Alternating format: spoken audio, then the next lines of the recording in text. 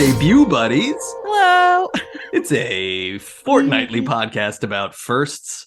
And this week, we are talking about the first video game, at least the first popularly distributed video game, titled Spacewar from 1962. And boy, howdy, it's kind of a video and it's kind of a game. Yeah. I'm Nate. I'm one of the buddies. I'm Kelly. I'm another buddy. I'm Chelsea. I'm the last buddy. Yay. Oh, like The Last Starfighter. A movie about playing a video game. Whoa. I've never even heard of that one. Okay. Never. Oh my God. The practical 2 minutes in and I already have to Google. You love practical effects. The practical effects in The Last Starfighter are awesome. It's like that early 80s sci-fi comedy sort of mishmash thing. There's a lot of quality makeup. At least I remember it being quality. Don't hold me to that. It might actually look like shit now, but I think it looks cool. Really neat spaceship designs. And you know what? This is a space opera, much like the books on which this video game was based. Spacewar! Spacewar! It's got an exclamation on the end because you're really enthusiastic. Is it a single war or is it multiple wars? Single war. Single war. One war. It's all one word, too. It's Space War. In space. Yeah.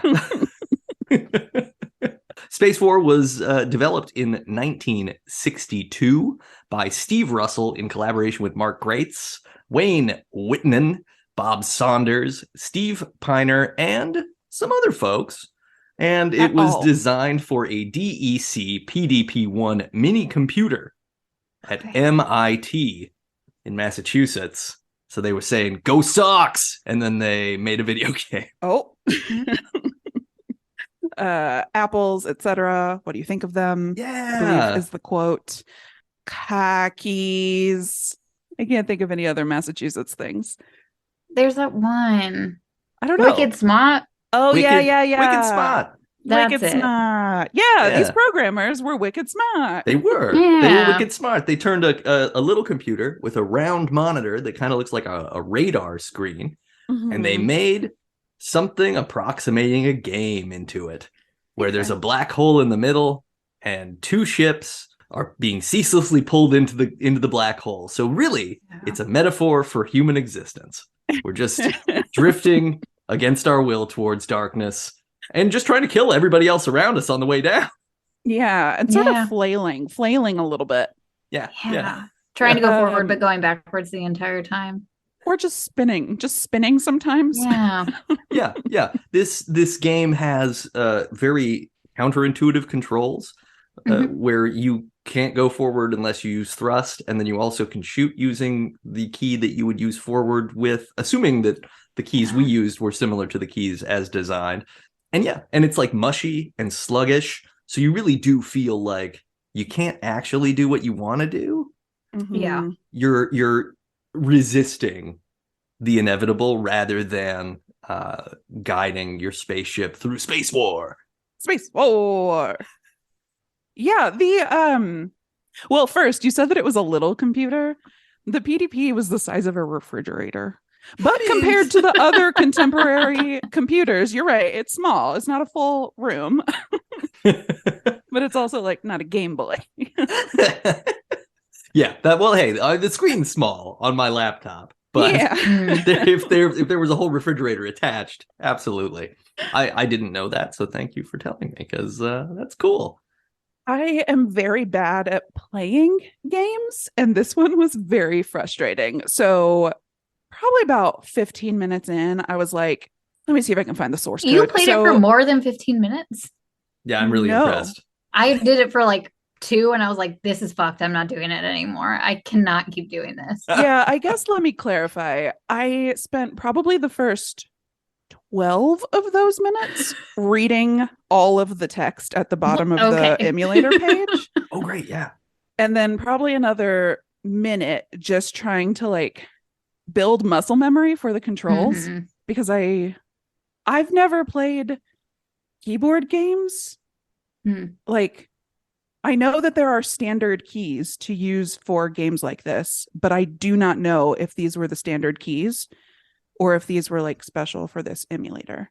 The WASD is pretty common for using like a keyboard for movement, but generally like the S wouldn't be thrust, it would be like down or duck. Like it's a weird layout for the kind of movement you're doing, because you don't have any way to move backwards.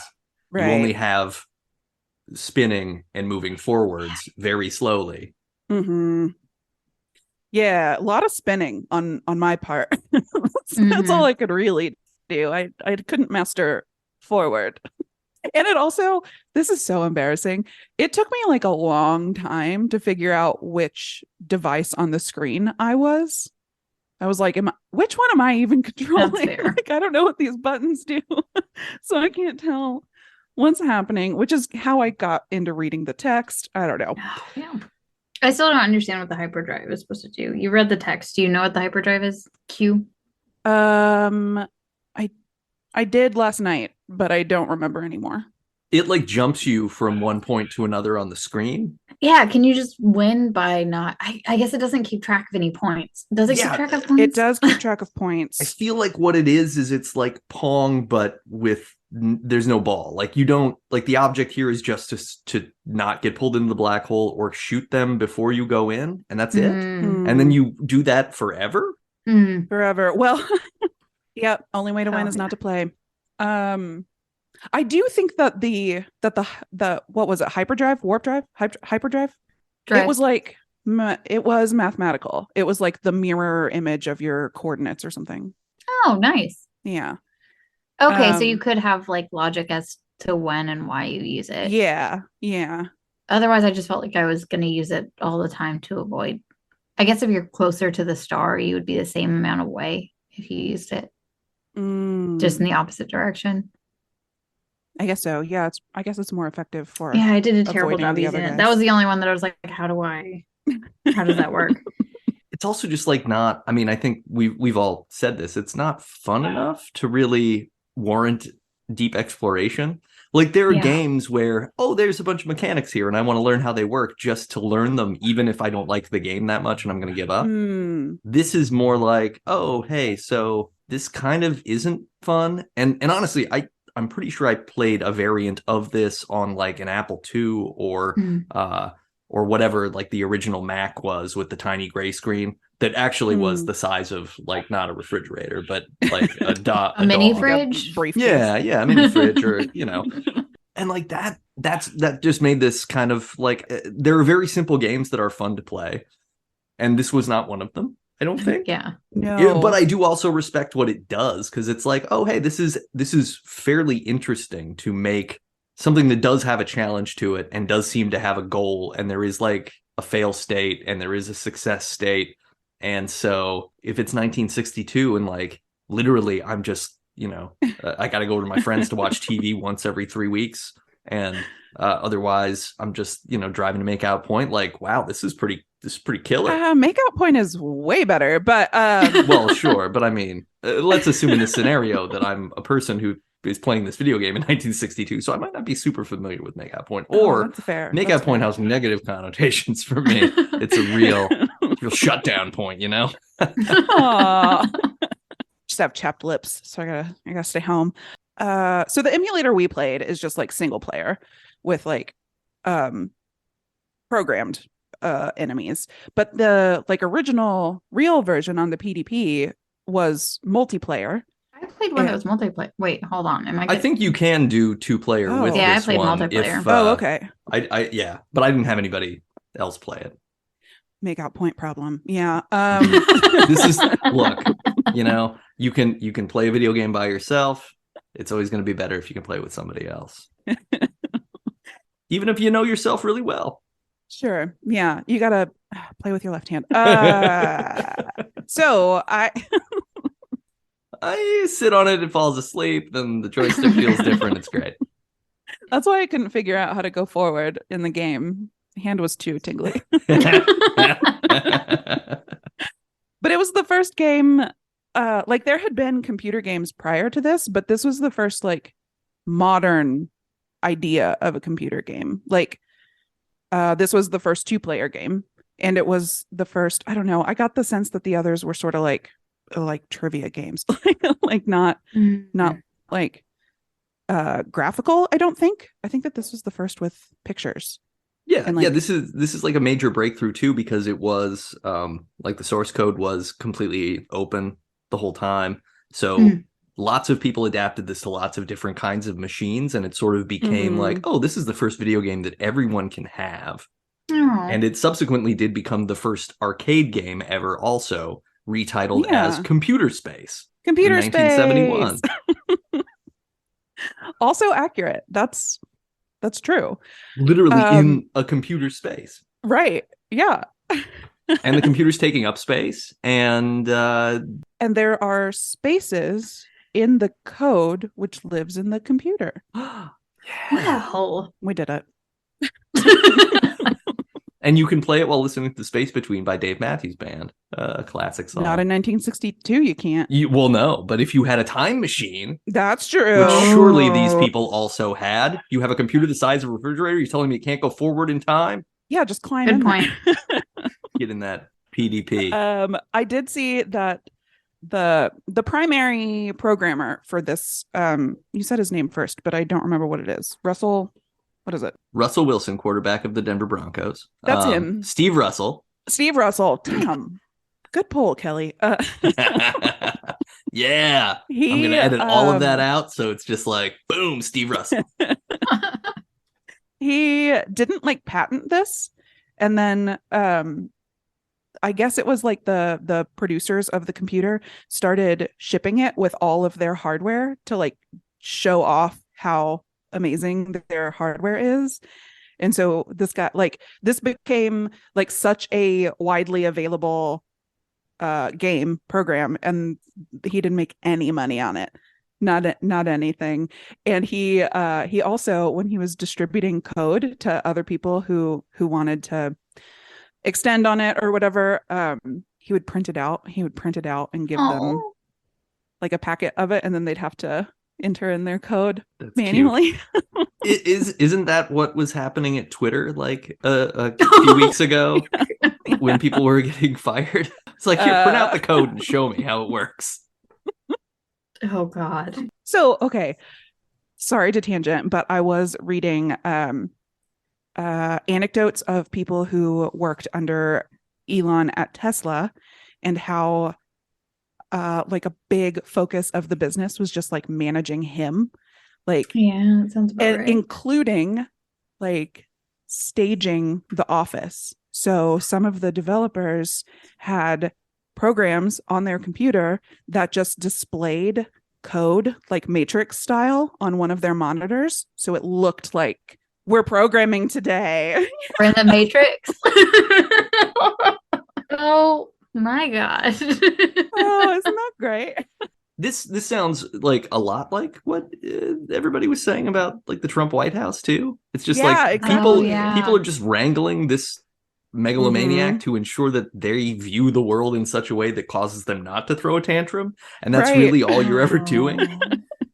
You're just like boy children, and you have to keep the binky in their mouth so they don't cry and whine and spit up everywhere.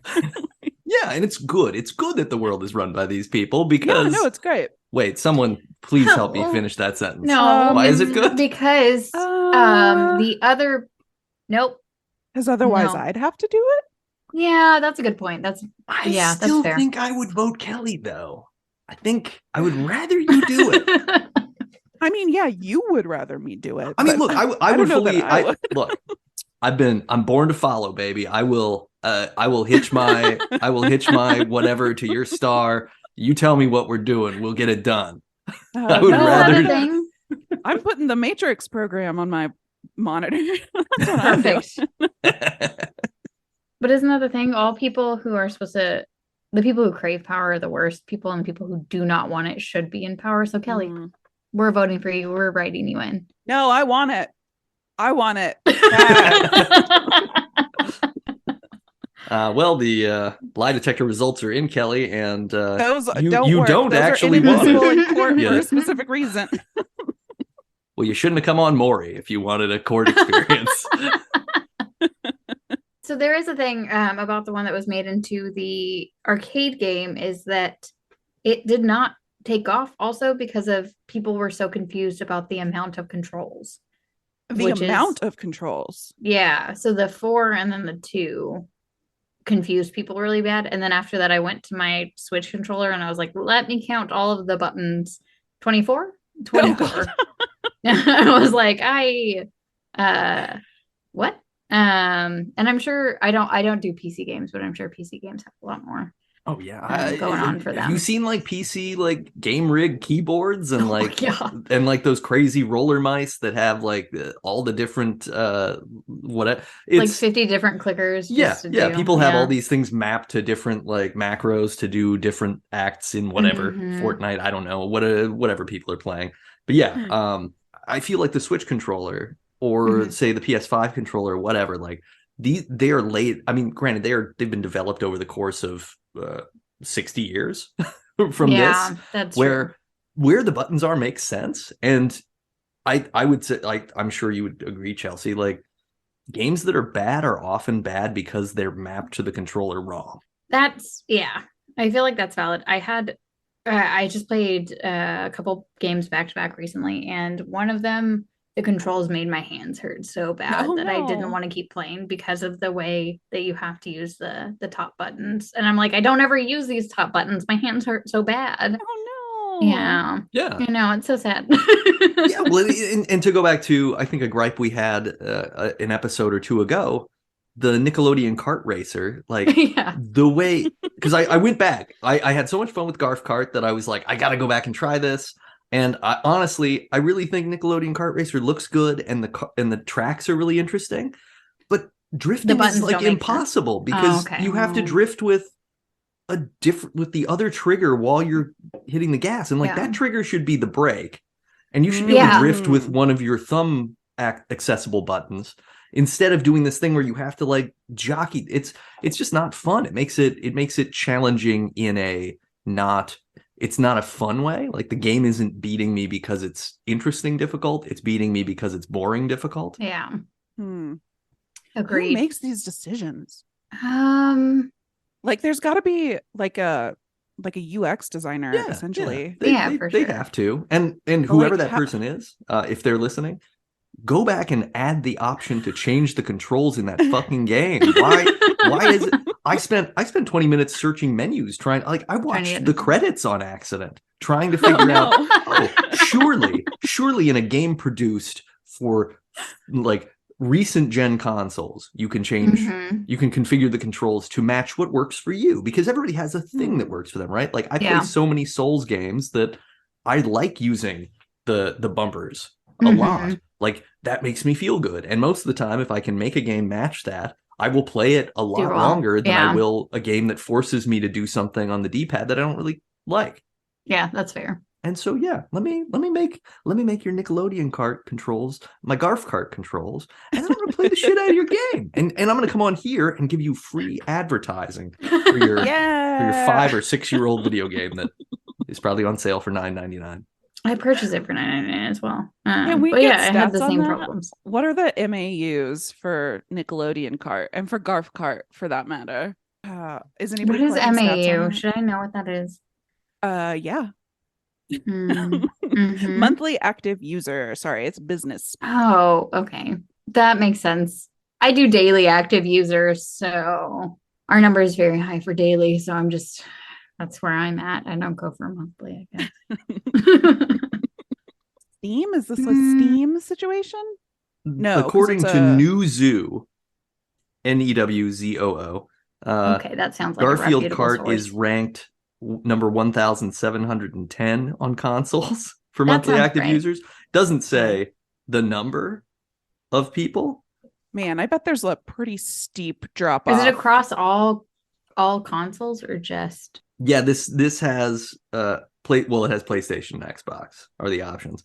But yeah, apparently there's the graphical info is paywalled, so I won't be finding that out. Yeah, no. How many returning users does it have is the question. I play once and immediately. That's true. What's the churn over there? There's just me. There's like a flat line and then this guy keeps coming back. What the fuck is going on with this guy? There's a whole like data platform team out there that's like they're like, we've got an off by one error. Like something in our code is counting this wrong. Oh no, I'm creating someone's Lovecraftian madness as they parse through. Like, why is this rounding a 1? I don't understand why this is rounding a 1. How's it making something out of nothing? I understand the other way around. How's this happening? Can you change your username to like Ghost in the Machine or something? Like make it super spooky to whoever's looking it up. That'd be good. Or like, this is John. Like, yeah. Ooh. I'm the ghost of Liz. I'm in Abu Dhabi. But yeah, the controls on this game, on Spacewar, and surely Computer Space, really, it's hard to wrap your head around because you do have weird directional situation. Like this would be easier, I think, with a joystick or with like a regular controller where you have directional controls. Like if you had this on a modern controller where you had a thumbstick to control the ship rotation and a button with your right hand for thrust, and for firing your very slow moving projectile would be better. Did you guys notice that you could control the like direction of your missile with the turn buttons? Like the same way you turn your ship, you can change the direction of your missiles after you fire them. What? Oh, I guess that makes sense because I was like, what is this alternative shoot? And that just does it the direction that you're pointing. So if you do 4, 4, 4, 4, it'll just continue to do it like in a line like this instead of boop. I'm sorry, no one can see me. This is not a visual platform. I can't see you, and I don't know what you mean. Yeah, like whenever I did the 4, it would like stack them on top of each other in like a ladder situation. But if I did just shooting with W, I could like make it in a circle. Oh, crazy. Very, very slowly. I think I just assumed that the gravitational pull of the star was pulling the shot in with W. I didn't look. It does that too. You can turn that off. It does that too. What? You can turn it off? I think so. I didn't try, but I believe that was in the instructions that you can like disable the gravity aspect. But yeah, you can like turn your missile. I don't think you should turn the gravity off. I think this is a real like get good situation from the depths of Reddit. Like, no, it's the gravity's in the game. And if you don't like it, if you don't like it, just stop playing it because you don't have to, because there's better games to play. Yeah. I personally stopped. But it did upset me so much. Like I was so frustrated while doing it that I dreamed about it last night. Oh, I dreamed that I got really good at it. Nice. Did you win a cool tournament? No, it was entirely personal. I needed self-validation. Like I was pleased with my skills. I was playing single player mode, hand was numb and everything, but I was like really good at it. Yeah, you were feeling it. You were vibing with the game. Were you playing it at home in the dream? Were you in like the jungle or some other exotic locale? I feel like I was in the Linux lab at my college. Oh. Okay. Yeah, that's maybe the Pandora office where I used to work. I don't know. I wasn't at home. I was in like an austere space. Mm-hmm. Okay. Spacewar. Space.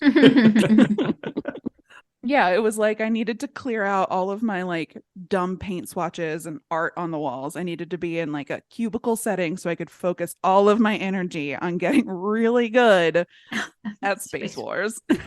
Put your focus on that dot in the center of the screen that just sort of pulses. I do like the way that the star in the center of the screen kind of like pulses around. It has a very organic vibe to it. Boy, I'm gonna be totally honest with you guys. I did not notice that. I read about it in the from the original version, did not notice it in the emulated version. So maybe that's part of why I was bad at it. Just very overwhelmed the whole time. Can't even observe. I would make a terrible pilot. I would hope it wouldn't be the same as this. I would hope we wouldn't run into a star. You probably have, a joystick at that point. I feel like it's probably easier to pilot an actual spaceship. I would think so. Because you would be sort of in an intuitive physical space. And this is like you're looking top down on something, but you don't control it in a top down way. You control it in like a behind, that's a good point. Like close behind way, which is sort of weird. It's weird to be, Weird to be over something and behind something at the same time. Well, I was gonna there say, it is. Kelly, I would trust you to pilot a spaceship that I'm in. I'm Yeah. also voting for you as president, so it makes sense. I mean, hey, if this is your platform that you're going to pilot us into a star, I'm in. Let's do it. I'd take you over Elon any day. Thank you. Bar is on the floor. Stumble over it. I see now you provided us 2 links, and one of them is the pin and the wedge, and one of them is not the pin and the wedge. And I had been playing the other one, which is just single player, and maybe it doesn't have the star. That one does not have the star. Okay, that's what that happened. makes sense. Yeah, that's the one that became the arcade game. It's all the same code. Like it's just in different emulating wrappers. I went down a path, genuinely tried to find the source code, found the original source code, but that is in, a low level language. It's all like Latin. Yeah, that's it. Yeah. Ooh, what do they say in Event Horizon? Is that in the code? Yeah. What was it? Save yourselves from hell, but I don't remember the Latin. Yeah, the language is like, it's all memory register. It's just numbers. It's not binary. Wow. It's not like zeros and ones. It's like pointers to memory registers in code, and like, or in your operating system rather. And there's only like 16 of them. So you're just like, you just are moving things around in memory, and that nobody come for me if that's wrong. I learned this in like computer science 101 12 years ago. So maybe that's not true anymore, or maybe it wasn't true in the 60s, but I did look at it and that's what it looked like. And there were a bunch of comments in the code, which is like what you do when you develop software. You leave comments for developers who are coming after you, especially when you're dealing with memory locations, like registers is what they're called, like that. And they were very helpful. I assume. I couldn't read the code, but the comments told the story. But my favorite one was the little special character that lets you know that this line is a comment, and it just said code. Got it. Like, yeah. Yeah. That's true. Not wrong, I guess.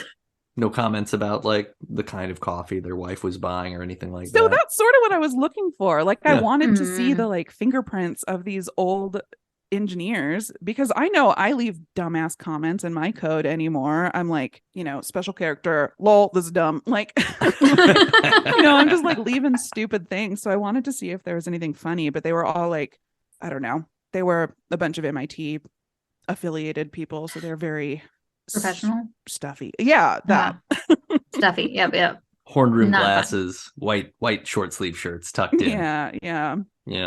Pocket protector. Yeah. Well, Someone's got you're wearing to. a white shirt. Yeah, kind of like the cops are protecting your pocket, A pap. Yeah.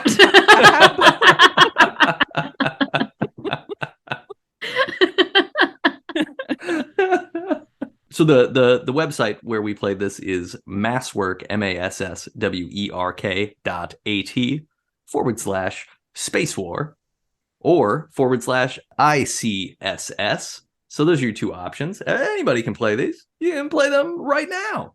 I dare you. Yeah. You know what? We dare you to play it right now. Do it. And let us know if you get good at it. If you're literally living my dream. But are they? I mean, your dream, but no, not my metaphorical dream. Well, I don't know. It's good to have maybe goals. It will be. Do you think after this you're gonna be like, I have to? Is this almost your calling? Did you just find your calling? Oh, okay. I'm gonna be real with you. I can recommend other games. I wanted to spend this episode trying to figure out what game we could convince Kelly to play. Yeah, we should do that. Let's start doing that now. Well, I do have a little bit more to say related to the game, not the game play, but Mr. Russell was inspired by this author, E.E. Smith, who is considered the grandfather of the space opera. And like big time sci-fi guy, so big that like he has won Hugo Awards for his books, which is dope in sci-fi. I'm picky about sci-fi, so that's dope. And he was like up against a handful of other sci-fi authors to be voted like best sci-fi author of all time or whatever in like the 60s or whatever, and or maybe even the 80s. I don't remember now. And he lost to Asimov in the Foundation series. Okay. So like, yeah, makes sense, I guess. I mean, if you're gonna lose to somebody, I guess that's who you want it to be. Yeah, that's fair. But a lot of his work has contributed to like the way computer science and defense works today. Really? Like, he basically invented some concepts in his sci-fi that was adopted by people developing things in the military. No way. And I read some quotes from the author that was like, so he came up with the idea of like the atomic bomb in his books before the atomic bomb. Oh, wow.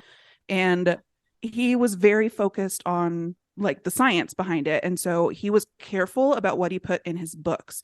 He wanted to like think about how he could use these things and like come up with maybe crazy ideas.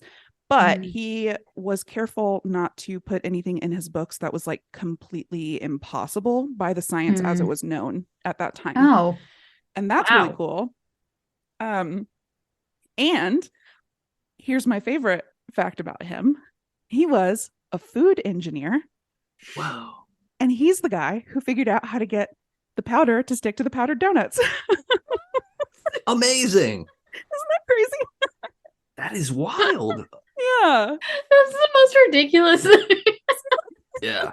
Isn't that so fun? Yeah, so he's got like a couple sort of famous series. Skylark and Lensman are the two of them, and I'm totally unfamiliar with them, but maybe I should check them out. Yeah, it looks like just from the wiki, he had a lot of stories in the old Amazing Stories magazines that were kind of the popular pulp sci-fi outlets of that era. So yeah, I'm gonna see what I can dig up too, because I bet there's gotta be something that's at least like really interesting, even if it's sort of outdated. How do they stick to donuts? So now I'm like, I didn't know it was a problem, but now I'm like, have I just been taking it for granted? This guy's dead now, so there's no way to know. It's like Velcro, right? There's like Velcro on the sugar. This is like that Teflon bit. If nothing sticks to Teflon, how does it stick to the pan? Wait, so were donuts just really slick for a long time? Did they try to put powdered donuts on already glazed donuts? Is that was that really where they had to sure when I read out? that? I was like, do you not just like put it on it? Yeah. It seems like if it's hot, you could probably just kind of roll it in there and most of the underlayer would stick and then you're good. I feel like I've dusted things with powdered sugar. Did he invent powdered sugar? Maybe he invented powdered sugar. Question. Oh, because he was like granulated sugar cuts up your mouth when you eat the donut. Yeah, and a lot of it falls off. We don't need another pretzel situation with these donuts. That's true. Want a pretzel now. Now it's time for a new segment, Pretzel Break. Pretzel break. I did have a pretzel right before this. I'm not gonna lie to you. It was a pretzel with one of your fancy mustards. Fancy mustard. It was a non-ground mustard, full mustard seed. Ooh, perfect. It was perfect. Nice. It was perfect. I love it every second of it. Anyway, pretzel break done. Unless you guys have pretzel break information. I'm working on a bag of rods lately. Oh, okay. Okay, nice. Pretzel rods, yeah. Oh, I used to. So like, I was like during the holidays, my sweet little baby grandma would always make pretzel dip, and it was my favorite. And it is like cream cheese, Worcestershire sauce, dried beef. That might be the only ingredients, but God, it is. It is the best. And now I need to go make it and eat it. So that's my second. I'm going to stop talking about pretzels. Now I'm too focused on this powdered sugar. Let's get back to it. Okay, now pretzel break over. And now it's time for the pretzel dip break. Oh, God. That's really interesting. Okay, so there's a lot of deep sci-fi influence and really interesting like early tech influence in this game, which, you know, that's what firsts are going to be, people. That's also why they had this super powerful computer in the first place.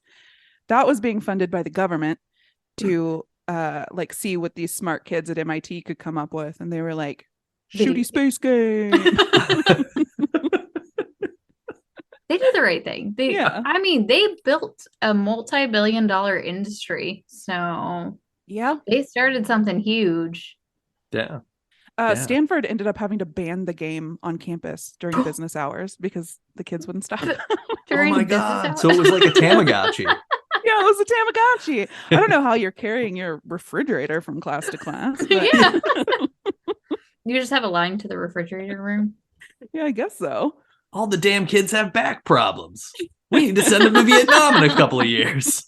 I got to get off this guy's Wikipedia. I'm like really trying to figure out the donut situation. Yeah. I'm going to try to do it where it doesn't stick to it. But is it because of the dough? So I'm trying to think about this. Is it because of the dough and the way that the dough exists and not the sugar itself? Because I used to do mini donuts when I worked at the movie theater, and very easily you would shake powdered stuff on it. You could do powdered sugar or cinnamon sugar. But it is like a more spongy donut. So I wonder if it's in the dough and not in the sugar. Yeah, you don't usually see like a raised donut with powdered sugar on it, right? But you will a cake donut. Cake donuts are often powdered sugared. But yeah, a raised donut usually gets glazed. Valid. Right? Yeah. Mm-hmm. We're gonna stay on this podcast all night if we have to. If we figure this out, listener, you're in for the long haul. Apparently this cannot be substantiated. I'm could be apocryphal. I'm choosing to believe it though. Yeah. When you said E.E. Smith too, I immediately thought of G.E. Smith, the guitarist for Saturday Night Live for like the 80s and 90s. Yeah, that's him. So I'm just seeing like a guy with a ponytail like doing a riff in between commercial breaks. What an interesting anecdote about pretzels and donuts. Yes. And science fiction and video games. Let's talk about video games and how we relate to them. How do we feel about that? I am for it. Great. One lukewarm yes is all we need. How do you feel about it, Nate? Yeah. I feel pretty good about it. I mean, I did propose the idea, so I probably shouldn't step away from the line. Yeah, I play video games. I won't say I'm a gamer because I don't like that. I don't like that. There's a whole thing attached to that. And I don't usually play online against other people, so I don't think I qualify. I've never Twitch streamed. I probably never will. I don't think anybody wants to see that. Oh, was it? What did you stream? I streamed Stardew Valley. Most likely, I think it was Animal Crossing. Just for like a half hour. Yeah. Mm-hmm. Nice. Yeah. Who did you stream to? No one. No one was there? 90% of like people on Twitch have nobody watching them. Yeah. No, it was fine. I didn't want anybody to show up. I was like, I need to figure out if I can make this work. I do have like a little setup where I can. And then I was like, I don't know if this is me. I don't know if I can talk to people while I do it. I am. And I don't think I make I think I make faces when I'm like doing game stuff. That's fun. That's how you're going to get watchers. So Nate, what is your preferred console? I've had a PlayStation for a long time in all the various iterations. So so I have a PS5 now. Yeah. Oh, nice. Yeah, I know. I was gonna say, I just had this thought about how like would people bring early video game consoles to like Antiques Roadshow? I want to see somebody drag this refrigerator computer to Antiques Roadshow. I mean, on a long enough timeline for sure, right? Because if you think that we might be on the timeline. Found this, what is it? The PDP one. If you found that, like that's worth something. There was also a video game that was it E.T. All of them were thrown away. Yeah, they're all buried in the Nevada desert, I think, or New Mexico. What? Why did we do that? So then if you can get a copy of it, like that's got to be millions of dollars. Oh no, you were making a Roswell joke, huh? No. No, that's where they really are. for the Atari 2600, they made a licensed E.T. game that is so bad that like the whole point of the game is you move E.T. around and you fall into holes. E.T. phone hole. And you hope that you find parts of his like phone to call home. And you just keep doing that. And it's like not fun. It's clumsy. It everything Is it better that than the game we played? It's just the ring finger buttons on your keyboard. Space Wars. War. Sorry, one. War. Yeah, I don't know. I mean, I imagine it's probably less fun because at least it's clear what you need to do and you can stop at any time. And ET, it would be like, I'm sure this is going to become like, you think it's going to get fun? But yeah, it was so bad that they made millions of copies and they sold so many that holiday season and everybody was like, oh, this sucks. And so they took all of the back stock of cartridges of this video game that they did not sell and they just buried it in the desert. Like, so there's an ET landfill. Yeah. Yeah. Man, one day an actual alien is going to find that when they colonize Earth. And then they're going to kill us all.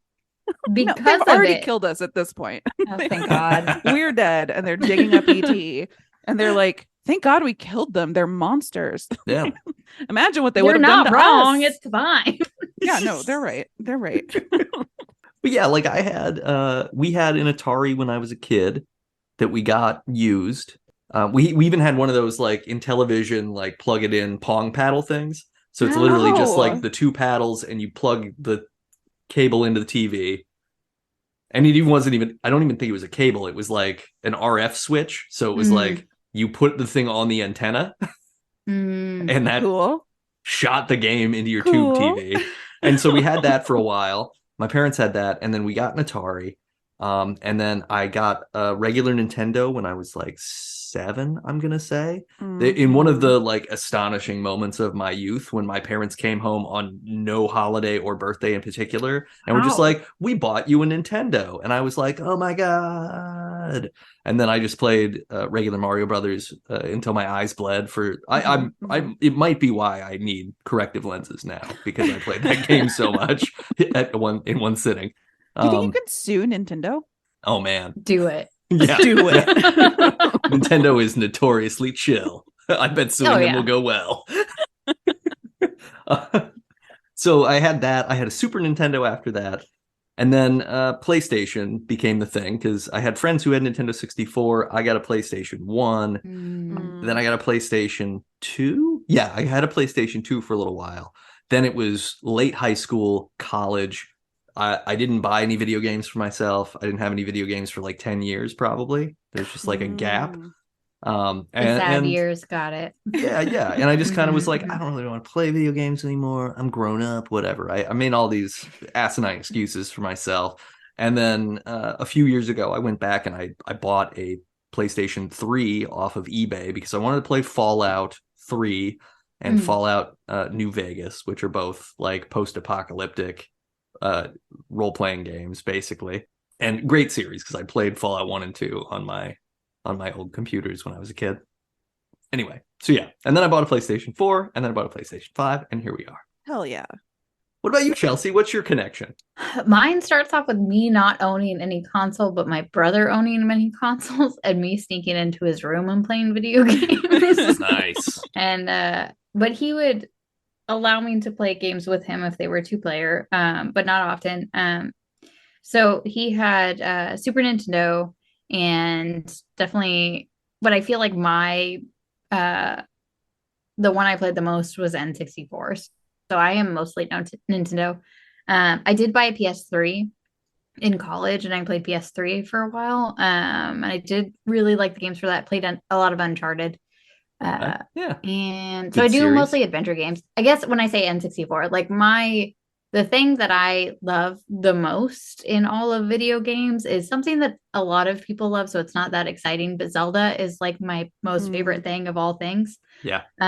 So whenever I played Ocarina of Time, when I was a wee lass, that's when I feel like that was my, like, I love video games and everything about them. And then finally I got, for Christmas one year, or on a holiday, not a non-holiday, I received a Game Boy Advanced. Ooh. Not a game. We had a Game Boy Color. My brother had a Game Boy Color. He would let me play it sometimes, but I got my Game Boy Advance. I still have it today. Still play it sometimes, but it's mostly for Oracle of Seasons, Oracle of Time, Zelda, and Link's Awakening. And Wait, sorry. Zelda has both an Oracle of Time and an Ocarina of Time. So okay.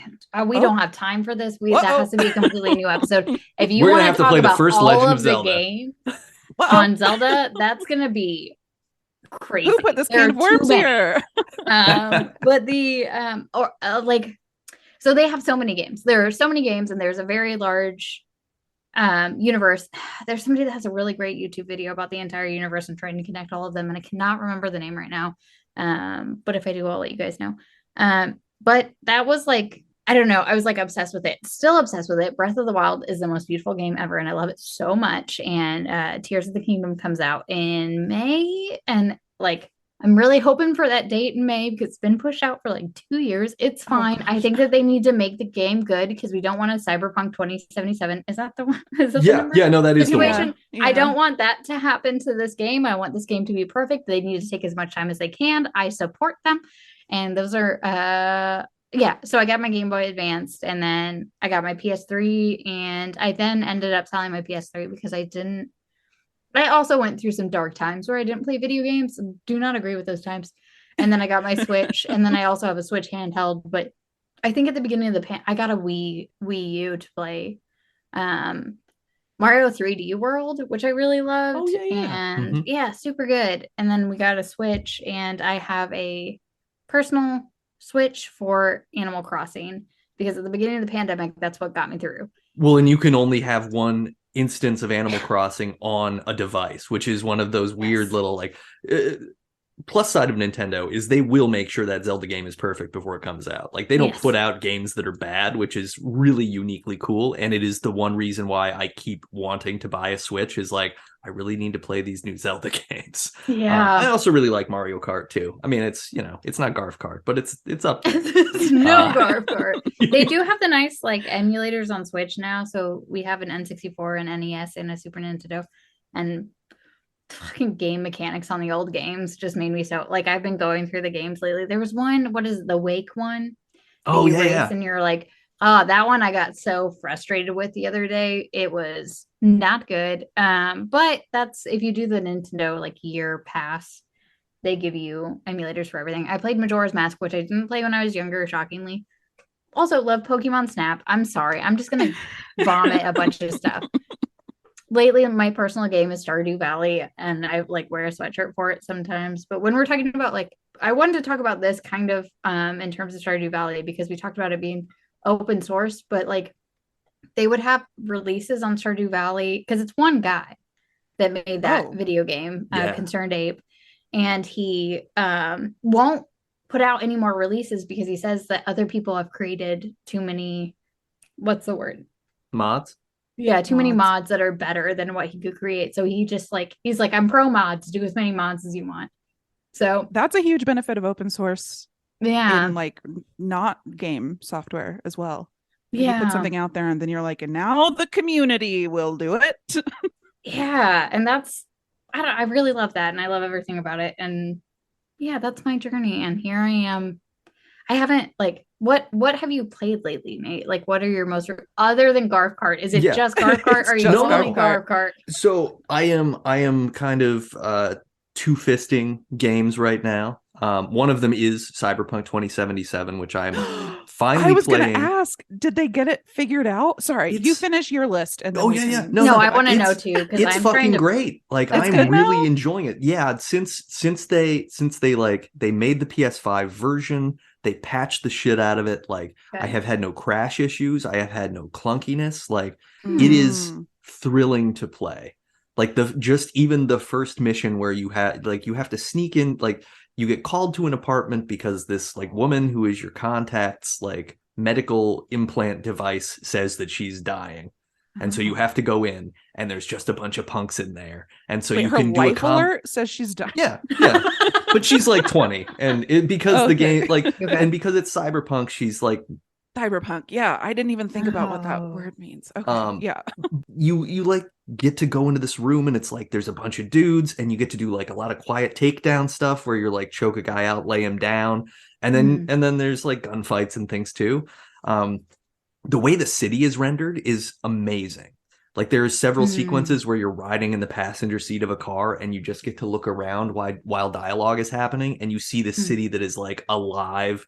It's like raining and there's neon everywhere and there's crazy shit going on. Like, you know, lots of things that I also wrote about in my book, like these sort of like corporate police forces and things like that. What's it all called? Just carry the plug through to the end. It's called One Person Can't Make a Difference. But yeah, it's really cool, and I was so reluctant to play it because I pre-ordered this game. I was on the early adopter list, and right when it came out, I was like, oh, it's broken. And I read so many things that were like, hey, people like have some people had their like systems brick because of it. Oh my God. And I was like, well, I'm not going to play it. Like I you know, because especially when it was happening on the 5, I was like, well, I'm not bricking my 5. Like, I just got this thing. I don't want to have to send it to Sony to be repaired and hope for the best. So I just didn't touch it. And then, you know, they did a bunch of patching over the last few months. They announced DLC that's coming out soon that looks really cool. And I was like, yeah, let's do it. So I've been playing that. I probably have 4 hours in it, not a lot of time. But it's really cool. I absolutely recommend. Okay. And I think part of the recommend is also that like the controllers for the PS5 are like uniquely sort of haptic responsive. So when you're playing Cyberpunk, like the triggers get stiff, like they would if you were actually like firing a gun. Kind of cool. And they recoil depending on the type of thing you're using. So if you're using like a shotgun, they recoil different. It reminds me of the like vibration packs. Yeah. I know, Nintendo, like you had to buy that now, and stick it like, in there. Yeah, and you're like, that was a huge deal. Wow, that's so interesting. Yeah, it's so, and there's like a speaker in there. So I mean, and granted, I think there was a speaker in the PS4 one too. But like when I was scanning that woman's like health chip, like my controller is making crazy computer sounding noises in front of me while I'm also getting like diegetic noise from the TV. So there's just this very like immersive thing going on. Other cool thing, I really like kind of doing a combination of stealth and a little bit of like precision shooting when I play games like this. Cyberpunk is designed so that you can like hack other people's brains and hack other technology. So if you like walk into a room and there's a bunch of dudes that all have like cybernetic mods on them and you're skilled enough, you can make them like blow their heads up and just like clear the room doing nothing at all. It's kind of fun. That's that technology into the hardware. Like, why did you do that? Well, yeah, exactly, right? Like somebody's got to stay ahead of this. The problem is your brain implant should not explode. It shouldn't be able to explode. I was gonna say that's one of the things that I liked about 2077, or what they said is like you can it depends on, like, you can play it how you are. And I guess that's also okay also with like, I mean, that's also with other games, but like I'm a sneaky person. I don't like to like fight. And it can be a fighting game if you want it to be a fighting game. Is that right? But if you can avoid that if you want to. And that's usually where I'm at in my games, where I'm trying to blow people's heads up secretly and not outright. I played The Outer Worlds, which is a game by Obsidian, who made the early Fallout games, but now Bethesda makes Fallout. Anyway, studio talk. Outer Worlds is basically a similar game to this, but it's a little more like 60s retro future aesthetic. And the story is phenomenal because it's very much like a class war story in space. What console is this on? I got it on the PS4. There's probably there might be a Switch version by now. No, well, I'm looking at getting a PS5 but the thing is I want to play Last of Us. Is there a PS5 version of Last of Us? They just put out the PS5 remake of Last of Us Part 1. Everybody lost their shit because everybody was mad because like Sony spent the last like year and a half remastering The Last of Us for the third time when the game is only like 6 years old.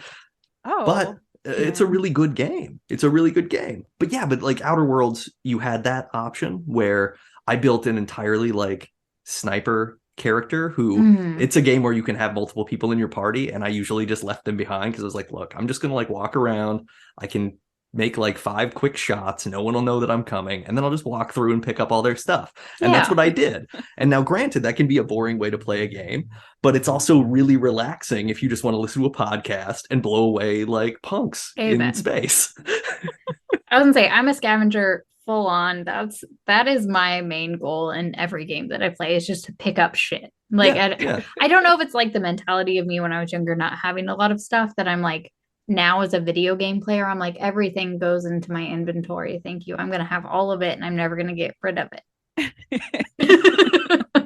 The other game I'm playing is the remake of Secret of Mana, which is an old Squaresoft game that was on the Super Nintendo. And it's a JRPG. It's like very cute, very, classic Japanese animation, lots of like witches and giant tigers and all sorts of goofy stuff. It's a fun one, and it's like I played it a lot when I was a kid, so I'm kind of on a nostalgia trip with that. So I'm like playing those. I'm playing that in Cyberpunk. The other game I would recommend is Super Hot, which is like it's basically like a strategic puzzle shooter. So the only way that the game moves forward is when you move. So like time stays paused. So you're basically in an environment, like you're placed in a puzzle where like, oh, there's a guy running at me over here. So you have to like figure out, oh, I can turn and pick up a gun, and then I can turn, and then you have the time to shoot the guy so that by the time your bullet gets to where he's going, it hits him. Otherwise, you'll miss him. And then you just have to kind of, it's really iterative. Like it takes me a long time to figure out how to do them, but there's really cool puzzles. Like one where you start the puzzle at a bar, and you have to figure out which of the items on the bar to pick up and throw at the bartender so that you can knock him back, so that you can buy yourself time to turn around and punch the guy coming up behind you to hit you. And it's just, it's interesting because it's like chess. There's also some sort of weird hacker corporate espionage storyline that's embedded in there. Okay. Like, Kelly, this might be the game for you. Probably not. Oh, fuck. there's this, it's interesting because there's like this fun layer that in the game you're playing a .exe file that some unseen person has messaged to you and told you to check out. And as you're playing it, like, .exe? Yeah, this is Pulse. We're doing Pulse. So yeah, anyway, long rant, long ramble. But yeah, that's what I'm playing. What are you playing? I just finished. Well, I'm trying to unlock all the mini games in It Takes Two. Fun little co-op game. It's about two people divorcing, and then they become dolls and have to go through relationship therapy. As dolls? Yeah. Is their therapist also a doll? No, their therapist is a book, like a child. Called Dr. Hakim, and he's very he's wonderful. I loved the game. It was a wonderful game, and I cannot recommend it enough. So much so that we're going back to unlock the mini games. But I am just pretty consistently playing Stardew Valley and trying to keep up to date with that. I think we're about to do Borderlands. Oh, okay. Yeah, so I'm looking forward to that. But I'm also like, I know I want to get a PS5 because mostly Last of Us, so that'll likely be the next game that I pick up. Otherwise, I'm trying to play Majora's Mask, but it sucks because there's a time limit and it is really difficult because I do not like time limits and they make me upset. Yeah. Anyway. Yeah. Which is like 50% of video games.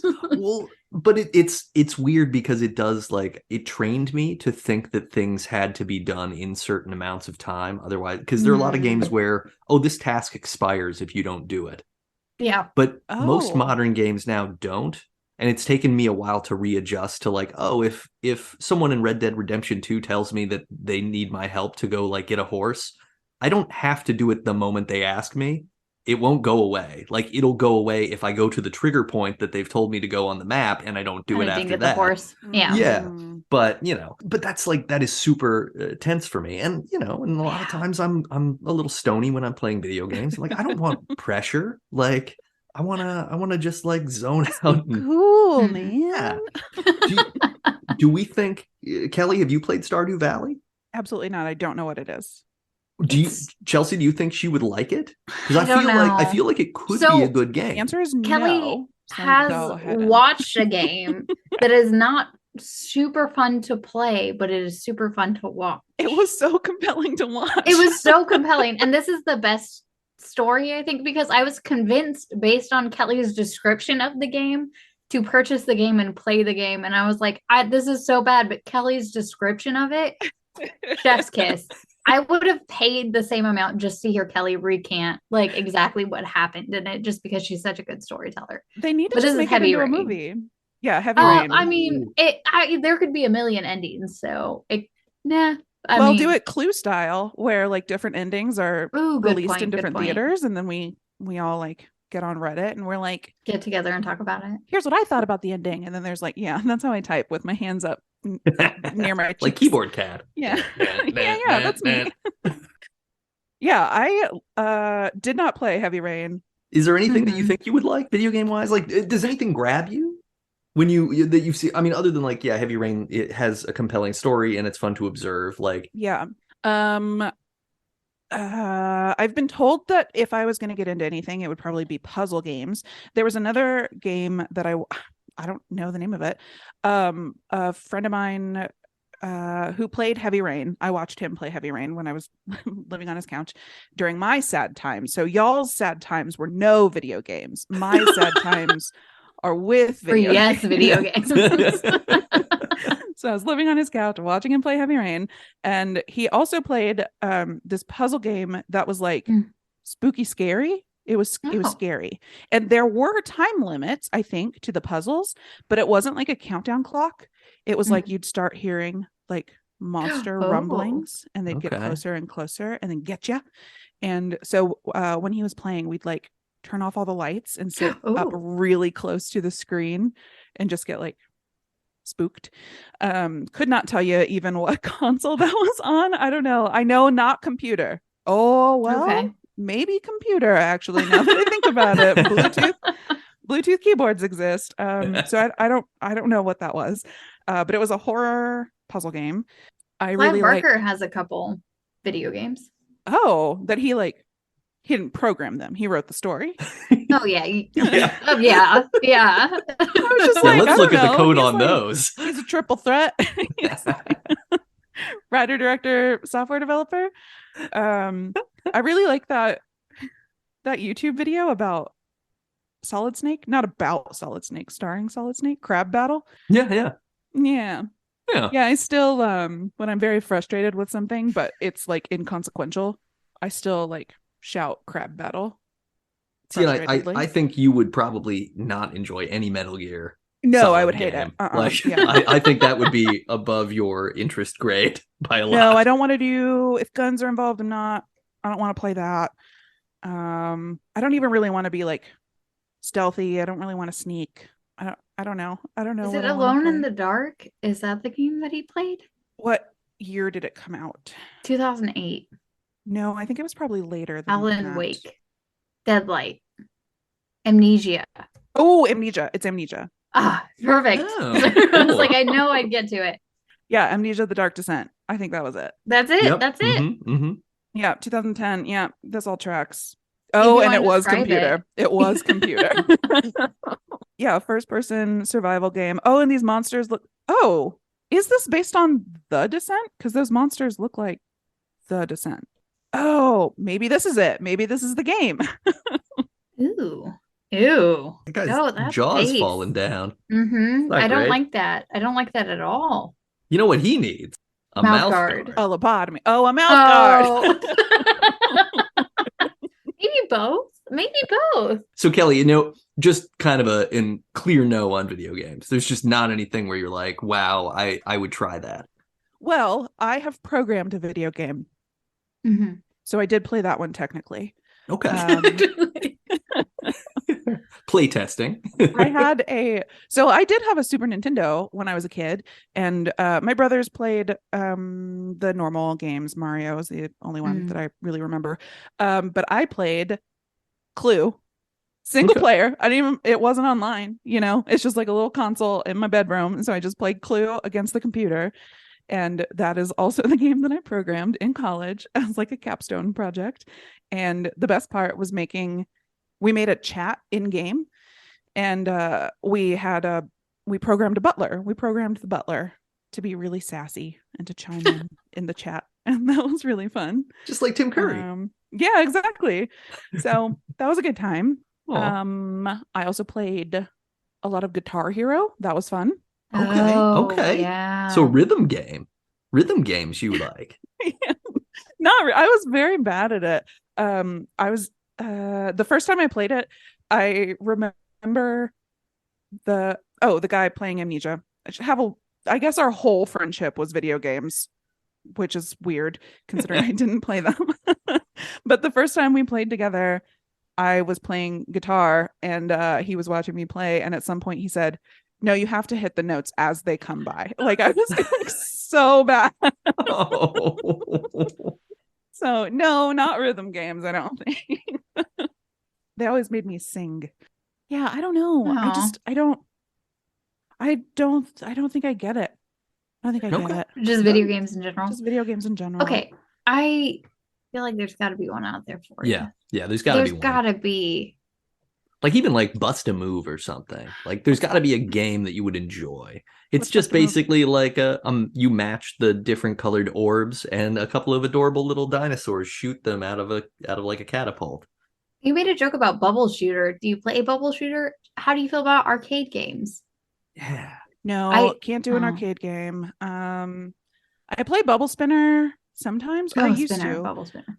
but just to like turn off my brain. Like, you know, and it wasn't even that. You know what it was is I'm in the office and I have to be seen at my computer doing something, interacting with the computer. so let me turn on Bubble Spinner. So I haven't played since I work from home now in the pandemic. Do you like pinball? Did you like Snake on your phone? Come on, I'm trying here. No, anything. I liked Wordle. Okay. There are games. It Takes Two has one where you have to do math in a matching game. It was good. It made me feel good about myself. It's like 6 + 9. Make sure you get the correct number. And I'm like, nice. I got this. I can do math. You could get the Typing of the Dead, which is a zombie survival game where you type words to kill the zombies rather than firing a gun. I guess I'm confused. Why though? Why not? Why do what other stuff I can be doing? Well, now we're in a place that we cannot get back out of. If the question is why play video games when I could do anything else, that's why am I obsessed with farm simulators when I should actually just grow shit? It's because you live in a city and it's hard to come by green space. See, that makes sense to me. But even when I end up doing it, let's be honest, I'm still just going to play the video game and not actually going to grow anything. Let's not lie to ourselves. That's how I get the satisfaction. It won't grow if I grow it. We'll find a puzzle game. Look, I think this is a really good cliffhanger for a future episode where we the first video game that Kelly likes. Yes. Oh wait, hold on. I have one. Who sent this to me? A friend sent this to me recently, and it's like, I think she probably got served like an Instagram ad for this game. You know, those games that like they look like trash. Are they real or do you click it and get a virus? I don't know. Well, she clicked it, and it's like a home renovation game. Oh yeah, and you like flip houses, and so it's like a design. I haven't played it because I guess it isn't the game for me because I haven't played it. There's one called Room Planner. Maybe that's what you can compete with people on decorating a room. I did play it for a while. I don't want to compete. Just recently deleted it. You don't have to. You can just play Animal Crossing. So they give you in Animal Crossing, in the DLC, there's an island that you go to and you have a bunch of people that are like, these are what I want in a house. And then you have to decorate the house for them. No, I don't want to do it for them. What? You can do it for yourself. Yeah, I only want to do it for myself. Yeah, no, you have. And so the way that Animal Crossing is your game. But So don't what your you'll like do- sheep die? Isn't it like a Tamagotchi? What? Like if you don't visit it, don't your plants and animals die? No, absolutely not. That's a No, yeah. different game. This one's perfect and doesn't make you feel bad about yourself. The only thing That's why wrong it with was Animal perfect at the Crossing, pandemic. yeah, the only thing wrong with Animal Crossing is that it upholds the tenets of capitalism because you have to pay accurate. Tom Tom whatever. Nook. Yeah, you got Tom to pay Nook. Tom Nook rent and all this stuff. You do have to pay him, but he doesn't give you interest. Like there's no interest on the loan. But if you do want to expand your house, my house has. No, I'm never going to play this one because I would need to buy hardware. I'm not doing that. What? I'll let you have my Switch. It's fine. There is I have a bathroom, a kitchen, a living room, my podcast studio that does not exist in real life. So I'm living out a fantasy. My upstairs attic, which is a bedroom / it's like a studio apartment. It's not even really a bedroom. And then my downstairs basement, which was when I was obsessed with the TV show Alone, is more of a camping situation. Gotcha. Yeah. And then you can also go and decorate every one of you get to choose, you get to pick your villagers and who you want to live on your island. Great. So now I'm a landlord. Okay. No. You get to choose who gets, no, Tom Nook is the landlord. But if you don't like someone's attitude and they're not meshing with everyone, you can kick them out. Well, you can't kick them out, but you can hit them with like a shovel until they decide. No, I don't want to. Oh, they decide themselves. It's the I would just stop playing. I would just stop playing the game. No, just you don't have to talk to them. You can ignore them. I miss the thing. I'm missing a piece in my brain that's like play a game. But everybody wants to play a game. Not me. We will. Fine, we're doing Saw. We'll figure it out. We'll figure this out.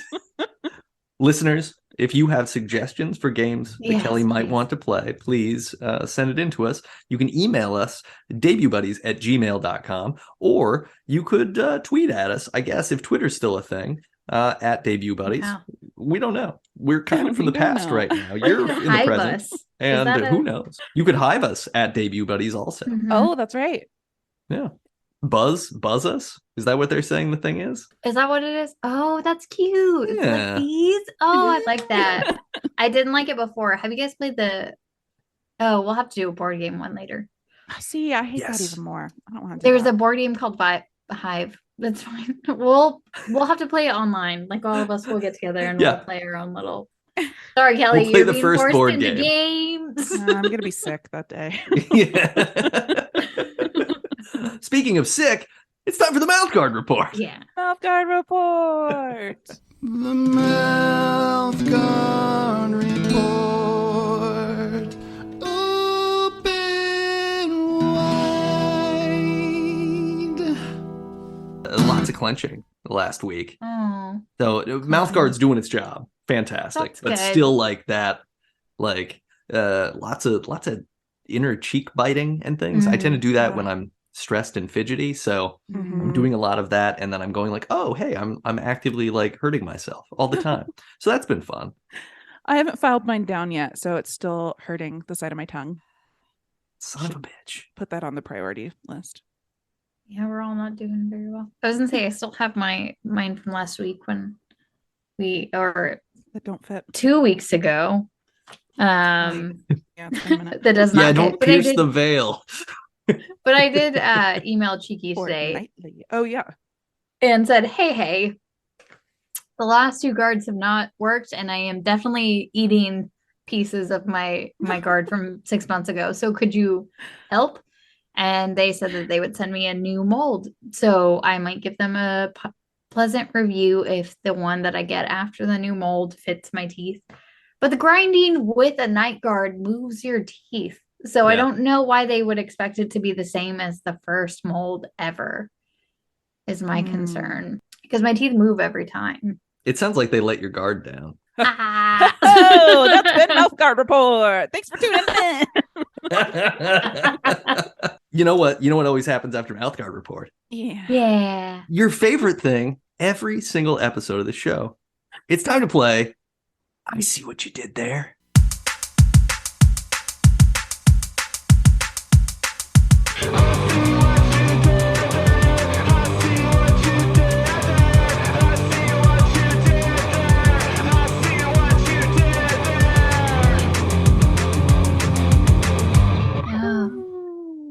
We'll see.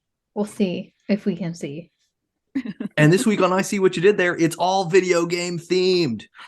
Great. You can do it, Kelly. I'll work with you. I'll be a ghost. Like, all points to you. So we're going to start with Chelsea. Who Number is one. the star of Mario? What is Mario's last name? Mario. I hope that's not it, Nate. I'm sorry we ruined it. You know what? You're Mario. just gonna have to wait and see if it's one of the questions. I don't know. I don't know.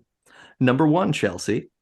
Love of mine, someday you will die, but I'll be close behind, goes this Death Cab for Cutie classic that's getting hammered with great arrows in Anne Orlando and seeing this game's classic You Died screen. I will follow you into Dark Souls. You see what I did there? You absolutely Nice. saw what I Wow. did there. But I got it mostly from the Death Cab song. So. The minute you said Death Cab, I was like, there's no point. Like, I don't even know the Death Cab part. I'm not going to know the video game part. I knew the Death Cab part, so that worked out for me. Yeah. Sorry. I will follow you into the Dark Souls. Perfect. Perfect. See, this makes me feel good. This Great. is So somebody is winning. the beauty of a game is that sometimes it validates its creator. Nate's just been playing God with us this whole time. Yeah. We've known that. We've known that. Number two. First, he wants to talk about our team. Oh yeah. Yeah. Hey, Let's show do me this those. bullshit. Show me those chompers, huh? Give me a. All right. Number two, We're Kelly. both going to be old men this entire time. Just, No like, teeth. We haven't had Protecting them. them. Buckner and Garcia had a hit song about the fever caused by this popular early game with ghostly antagonists. So let's stop a random person outside to interview them about it in this Vox Populi journalism concept. So it's something I don't know the duo with the hit song, but it's Pac-Man in the Street. Something Pac-Man in the Street. Pac-Man on the Street. You Oh, see what I Pac-Man on did the Street. there? Yeah. Yay! Hell yeah. Pac-Man I- Fever was a song I didn't know that. Oh, in the Pac-Man early Fever. 80s that was very Ah. popular. So I lied earlier when I said that I've programmed one game. I've programmed two. I also did Pac-Man. That's how I learned. So you're actually better multi-threading. than both of us. Yeah, like y'all are playing. We've just now played. who's We've- God? Now who's God? And now we're going to do a Fair. segment in a That's fair. segment. It's time to play Now Who's Got That It? was good. It's me. No, Kelly, please stop hurting us. Oh, I'm benevolent. I said I don't want to do shooty shoot game. All right. Number three, Chelsea. Mhm. Name a popular battle royale game that is like our episode release schedule and combine it with a 1992 full motion video Sega CD game about a sleepover attacked by vampires that stars Dana Plato from Different Strokes and led to congressional hearings in 1993. Wait, say the second half again. So it's a 1992 full motion video Sega CD game about a sleepover that's attacked by vampires. It stars Dana Plato, and it led to congressional hearings in 1993 that eventually led to video game ratings as we know them today. Oh. So boobs in the game, or was it the Um, vampire murder? There's actually just like a woman in a nightgown getting strangled was the Too thing that led delicious. to the congressional Fortnite gown. So- hearings. I see what you did there. Oh. It is Fortnite. It's night I something. can't think of the night. Of the vampire. Yeah. Night of the killing. Kill. I don't know. The last part of the title of the game is what you'd call a thing that catches you. Bad guy. Cops. Net. Ooh. An inanimate thing Fortnite that net. catches you, that a broad term for an inanimate object that catches you. Trap. Ah, Ooh, Fortnite trap. Fortnite Trap. Oh. You see what I did there? The That game goes was called Kelly. Night Trap. Oh. Yeah. The game was called Night Trap. But historically, it is the reason why, like, that basically kicked off this whole, like, oh, video games are ruining our young people. And that's clearly the only problem. We're not talking about that on this episode. But we will talk about it. Keep it light. We will. sometime. Oh, we will get into it. All right, number 4, Kelly. This green-wearing brother of a plumber from Brooklyn also ends up in the Mushroom Kingdom in a classic Nintendo game. Got it. But eventually takes a role on a teen sitcom set at Bayside High and even hosts Access Hollywood. I got it. Oh, is it just Luigi Mario? Close. What's the last word? Is it his name? What's his last name? I'm trying to remember it. Yeah, the guy You got is this. on. AC Slater. But who? Mm-hmm. But who? No, I know who we're talking about, but I don't know that I don't think it's in there. I don't think it's in my brain. It's very empty. Literally all I can think is Mario Luigi. I don't know. I don't know. This Jenny from the block shares the last name with this particular. Oh, it's person. Lopez. His name is Mario Lopez. Yeah. Uh-huh. Yeah, that was not in there. Okay. Well, it's Luigi Mario Lopez, and you both saw what I did there. Okay. Yeah. That is one of my favorite movies with one of my favorite TV shows. Yeah, that was live was made action Mario Brothers movie and Saved by the Bell. That's my childhood. Are we excited about the new Mario Brothers movie? Fuck no. Absolutely not. No. No. Sorry. That's not also Chris Pratt, is it? It is. Yeah. Mm-hmm. It is. That's why we're not excited because he does not. It's fine. I'm fine. Wait, so he's playing both Garfield and Mario? He's Garfield? I thought that was Bill Murray. Bill Murray was Garfield. Wait, is there a new Garfield? Did we talk about this and I blacked out? I can't remember. Yeah, I don't know. I might have blacked out too. Am I making this up? Is this like a weird? Okay, that makes me feel better because I was like, God, I keep forgetting it everything. Did No, he show God, up? no, I'm in right. the video game? I'm right. He is in it. That's wrong. Why? He is does he play in it? He's Garfield. Yeah. Yeah, he's everywhere. Wait, is John Leguizamo playing Luigi? I guess that's the main question. No, who's playing Luigi in it? I know that Jack Black is playing Koopa. It actually had a really great cast. Keegan. Charlie Day is Luigi. Michael Key. Yeah, perfect. It was a great cast aside from Chris Pratt. That's why I'm upset. Just Chris Pratt. Well, Anya Taylor-Joy, the original Vitch herself. No, I was about to say Princess Peach. Also, John Leguizamo, and they were both in the menu. I'm not trying to push the menu for anyone, but you guys should watch that movie if you have the chance. Wait, have you seen it? Yes, I have. It's fine. We'll talk about it later. Yeah, we'll talk about it later. Ooh. Join us on Never Show the Monster. Oh, that's way in the past. Go look up our episode on Never Show the Monster about the menu. But it's gonna be like that. It's a great cast. Wait, no, are we turning this into movie adaptations of video games? Because that's going to be a whole other episode, I feel like. We should do the first movie adaptation of video game. What is it? It might be that Mario Brothers movie. I don't know. Oh my God. No, there's so much to talk about with that movie that I can't. Yeah. We'll do it. Oh my God. Yeah. I'm going to have to look it up. I just Googled it. Because Ender's Game. Is it? That's not it. It's not. That one came out in like 2015. That's also a book. That's not a video game. It's the idea of a video game, though. First. I bet that there were like Japanese ones before English. Oh, right? that would make sense. Sorry, you guys can hear me typing. So hard we right can. now. Maybe we take this offline. Maybe we take this one offline. It says it's Super Mario Brothers. Yeah. It says I'm so it's excited. The first live action adaptation. This won't be our next episode, but whenever it is, I have so much to bring to the table on this one. Yeah, a lot of things are going to happen, people. Mm-hmm. So yeah, what do we think here? What do we think of Spacewar, and how many Debs does it get? I'm gonna go. I usually go last, so I'm gonna go first and say 4. But do I usually go last? And I'm just being. No, I don't. Do I usually? I don't love know what you're order doing, we and you go should in. just do it. Yeah, own it. I'm gonna say 4 Debs because I thought it was more difficult for a video game than I had expected. And I was like, I guess the mechanics make sense. Like, I guess that having gravity pull you into a star I was like, that's more complex than I expected Pong. I was like, I'm gonna play the shit out of Pong here. And then it was not Pong. It was no Pong. And I was like, this is too much. This is too hard.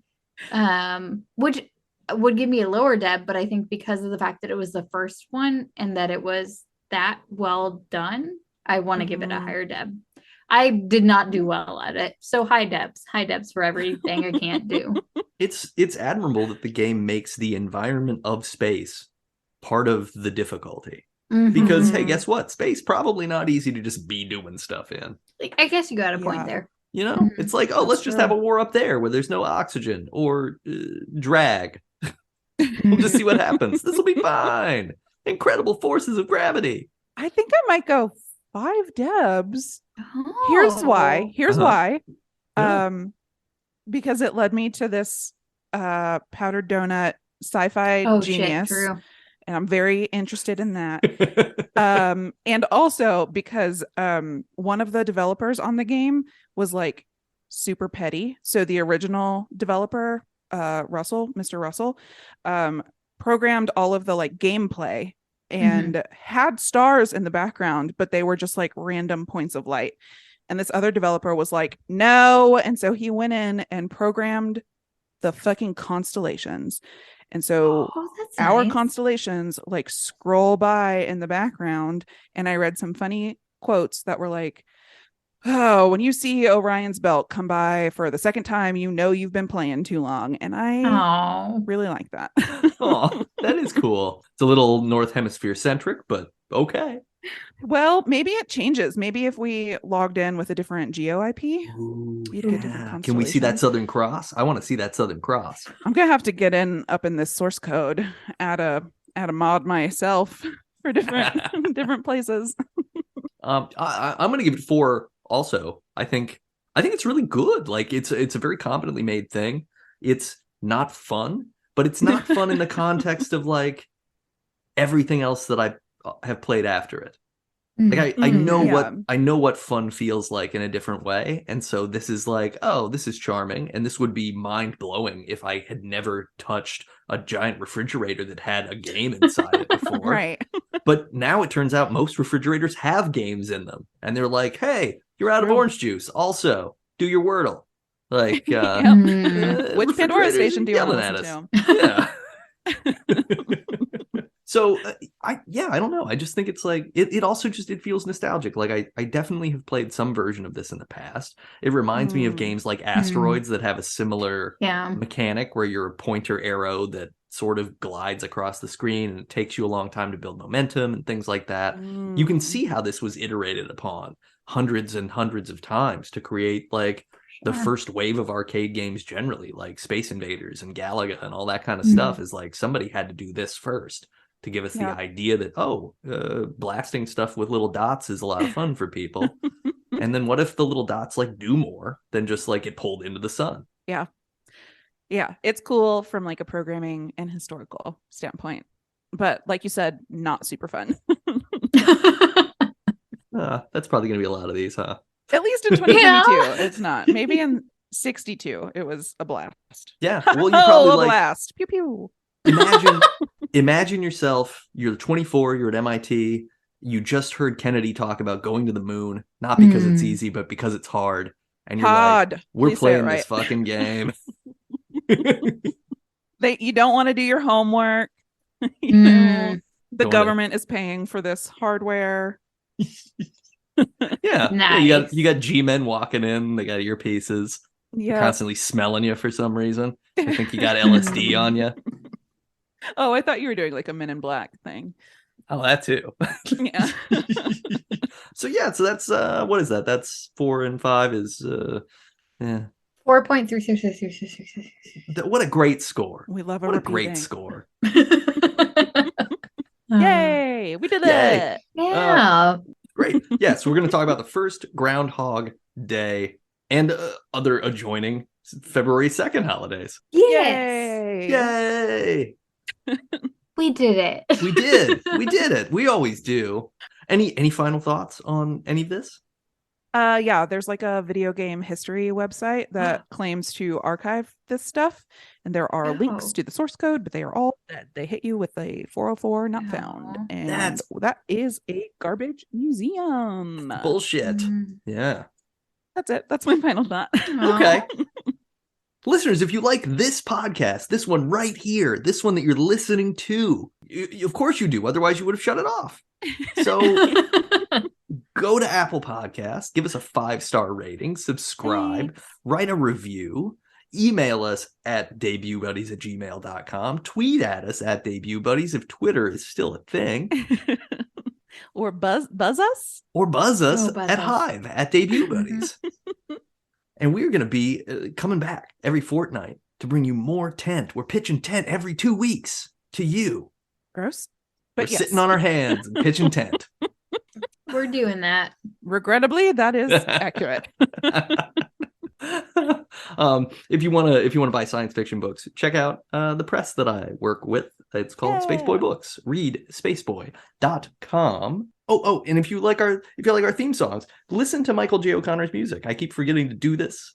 Listen to Michael J. O'Connor's music. michaeljoconnor.bandcamp.com. He's phenomenal. You heard him multiple times in this episode, playing the music, singing the songs.